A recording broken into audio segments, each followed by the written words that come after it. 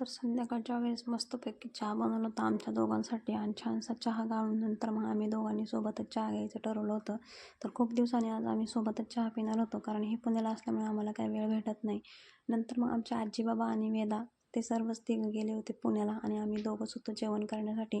तर संध्याकाळी काय बनवायचं म्हणून मग यांनी फर्माईश केली की चला आपल्याला लाल चटणी आणि छानशी आण्याची आमटी बनव. म्हणून मग मी घेतली आमटी बनवायला. तर आण्याची आमटी बनवण्यासाठी एक स्पेसिफिक मसाला भेटतो, तर तो यांनी आणला होता आणि नंतर मी छानशी अशी आण्याच्या आमटीची रेसिपी बनवली. तर मी तुमच्याशी ती क्विक रेसिपी शेअर करते.